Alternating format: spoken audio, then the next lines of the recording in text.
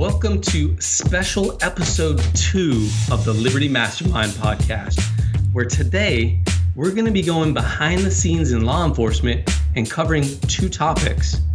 So Pat, tell us about, Riot Training. How about that? I would love to. I recently heard a podcast episode from our buddy Jack over at the Survival Podcast. He has a Leo give his views on what's going on in Charlottesville with their riots or their protests or whatever you want to call it. I'm not going to get into the different groups that are involved. I'm not going to get into what the police should or shouldn't have done, but I think you're still going to like my take on it. So this is where your tax dollars go. This is how the stewards of your tax dollars operate. And this is what law enforcement training means. It does not mean that, one of my big keys is certified does not mean competent. And qualified does not mean that you're proficient. So, with one of the agencies that I've worked for recently, I was in law enforcement riot training class. I was taken from my normal profession, which was to go out and do the mission. I was taken from that to attend this very important class, and if I didn't attend this class, I wouldn't be allowed to do my job because I needed all sorts of different qualifications together, all to be current for me to go out and do great work. So I walk into this classroom, and me and a bunch of other of my buddies that I work with, we're sitting there as students, and the instructor walks in. And here's another one of my pet peeves. You're going to love it. So the instructor walks in and says something stupid like, "Oh, better make sure my phone's off. The instructor's here because I'm just a student. Oh, I'm stupid." Something like that, where he degraded the entire class. What? And I thought to myself, in very short time, he said, "Okay, let's go through this PowerPoint. You answer this question about that." And I'm thinking, wait, you want to elicit participation, but before we even had a chance to do anything, you walked in and insulted all of us. Well, this isn't the good old days. This isn't the 1920s where you gotta be rough and tough, and if you can fight and you can remember your name overnight, you can be a cop. I've heard that quote before. This is 2017. We're all professionals. We've been on the job, doing the job for quite some time. And our instructor, who doesn't doesn't do the job, he doesn't run out in the street and save people anymore. He walks in and, disrespects us. So then he starts asking us questions. And then this was for riot certification. So that if there's a riot, we can show up and we're certified and we can do the job. Well, I have no riot gear. I shouldn't say no. I have a plastic helmet with a plastic face shield, and that's it. That's all I got. It doesn't fit. It wobbles around like a watermelon on my head, like an empty watermelon. The chin strap's broke. It's really hard to see through the plastic glass, but I guess that's my fucking riot gear, so we'll wing it. I don't have very much riot gear. And also, throughout the class, I'll save one little gem here for the end. But the big picture here is, for story number 1, riot training, my instructor, out of his freaking mouth, says this phrase, "Well, we're supposed to go out in the field and practice these formations, but it's really hot out today, so we're not going to do that." So that's your government. And I walked out of this classroom. I didn't even do it in the classroom. Like, he didn't say, "Let's stand up and pretend in here." There was nothing. He just went, "We're just going to talk about it then."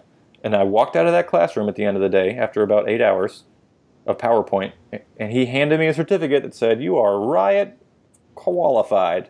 Now, that is a 100%, I swear to your God, truth. Now, go ahead, ask, please. So number 1, was this like a senior corporal or like a detective or a sergeant, or this was a law enforcement guy, right? Training? Yes, he was. And here's another fun gem about law enforcement. We complain about budget and about not having enough police officers or deputies or agents on the street or out in the field or whatever. We complain that we don't have enough of those because there's a limit that your city or county or state council or government, they will say you can only have these many badged officers. There's a limit. So what we do is we take people from the street, and they're not out helping citizens, but he has a badge, has a gun, and shows up Monday through Friday, sometimes not Friday, normal hours, can go home early, and all he does is manage a training folder. It says, "Oh, he needs to train this, he needs to train that, he needs to train this." So we take someone that should be doing work on the street, and we put them in a little office with a badge and a gun, and we reduce the effectiveness of providing response times on the street. So that happens. Wow. You know what? We sort of related, or definitely related. We talk sometimes about automation and deep learning and artificial intelligence. That sounds like a perfect role to outsource to automation. Someone to go, oh, well, this person needs this training. Yeah. I mean, how hard can that be? I'm not a programmer, but I mean, come on, how hard could that be? And you could have that person back out on the street where he needs to be. Or you can hire a civilian, or you can even get a volunteer, or you can lay it off to 2 or 3 people, as what we call in the military. We call these collateral duties. So you're a deputy, but 1 day a week, we need you to come into this office and file some stuff and then leave. Mm-hmm. And we can even compensate you for that, but at least we still have an officer on the street, whatever. Well, how do you think those inefficiencies, where do they come from? Like, how do those? That's easy. That is the nature of a bureaucracy. And again, I think you saw maybe my last impromptu video on our channel, which was Purnell. Yeah, Purnell's Iron Law of Bureaucracy. So that is the nature of a bureaucracy. There are 2 types of people. I think there's 3, but there's 2 types of people in a bureaucracy. The first group is devoted to the mission. They go out and do the mission. The second group is devoted to the organization itself, or to the bureaucracy itself.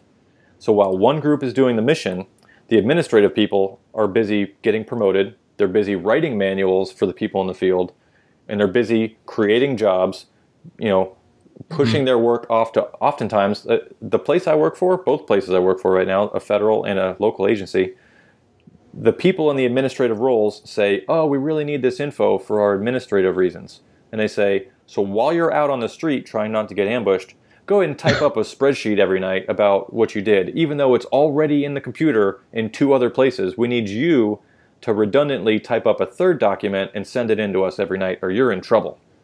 What? So we've hired administrative people that make us do more work on the street, that take away the effectiveness of the mission. So that's a fact. That's where this comes from. So, and here's the other sad part. We might only cover one story today. So the other sad fact about that is there is a trap in the government where this same guy, when he was training us before we were out on the street, he was our initial trainer when I got to this job. He said, the problem with, he didn't even say it was the problem. He just said, I hope you guys found an agency that you like working for, because in law enforcement, you can't just jump around. It's not like a free agency like the NFL. You can't just be like, oh, I'm doing really good, making more money. Let me go somewhere else. And then, I'll get a new contract with more money. He's like, you always start on the bottom every time you leave.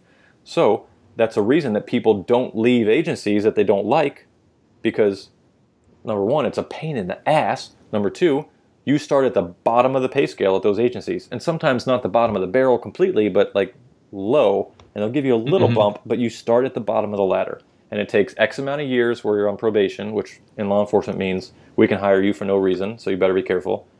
You pass that year of probation, and then there's a year of active duty, so to speak, where a year on the street doing the job before you're allowed to apply for a special unit. And then once you're in a special unit, you have to wait 5 years total until you can get promoted. So there's almost no, unless you do it early in your career, or unless something catastrophic happens, there's almost no reason to leave a government job like law enforcement early or ever, especially late. So these people that get in the middle management about 10 years in, they can't leave. And if they don't love the mission, they can be in an administrative role. And why would they ever say, you know what, I should go help out on the street and let someone else take my cush job? That's not the way a bureaucracy works. You've created a position. It is so much easier to create a new position than it is to disband one. It's also so much easier to pass someone in training than to fail them, even if it's a rightful fail. It's more paperwork, it's more time, it's more effort to fail somebody, and it's so much easier to pass them. So all these things are part of what a bureaucracy is. So while the operators are busy operating, the admin staff is busy being in charge of the operators and getting promoted and writing the manuals and making the rules. And then you're also stuck with this retirement where you've been earning all this money, and if you leave, all this money that you paid, you really can't have anymore. Or this, you can have the money you paid, but the money we paid, you don't really get unless you stay long enough. So it's almost an evil trap. So that's how you get stuck with this. And So my answer to Riot Training in Charlottesville, I guess, is because they were Riot certified does not mean they were Riot trained.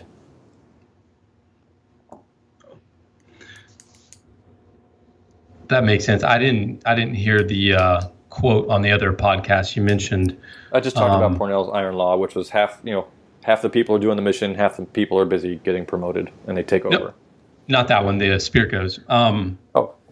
Yeah. So that what you're describing sounds like the perfect storm for, you've got this bureaucracy that almost like cancer just has to keep growing and growing and growing. That's the only answer. Yeah. I don't know. It's part of me wants to stay in that field long enough to get to a rank enough where it makes a difference. Mm-hmm. But it is just so inundating in it's like Jack Spirko says all the time, we steal so much stuff from him, but at least we show him some love. He says it's like a cancer patient that has like stage 4 or 5, whatever the worst cancer is. He's obesely overweight. He's got diabetes. His legs are falling off.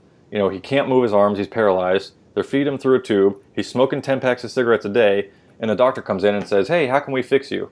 Well, you can't. You can't just chop off body parts. You can't do radical surgery. You can't be like, let's first start with the diabetes. Well, if you're feeding him through a tube and he's 400 pounds overweight, he can't exercise.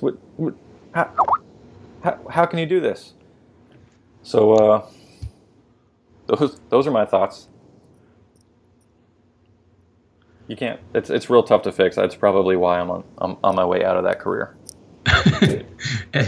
And what's funny is from my time in surgery, at least on clinical rotations, surgeons, at least the ones I was around, if someone's sort of beyond the point of you can't repair them or help them or serve them, they will go, we can't do anything.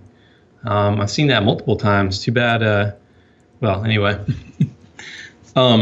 So a curiosity, when you kind of started out, this Riot qualified or training or certification, is that just to check a box, or is it also if a police officer winds up maybe in the court system for whatever reason, they have a defense like, oh, this person is Riot qualified? Yeah, it's all of it. Or both. A lot of that bureaucracy falls back to the people in administration covering themselves so that the people doing the mission are supposed to have known better because they're qualified. So it's a CYA. But if you guys want to hear more about this, we probably have a second episode coming up very shortly about my favorite quote ever from law enforcement training. So catch us next time on that one, and thanks for listening.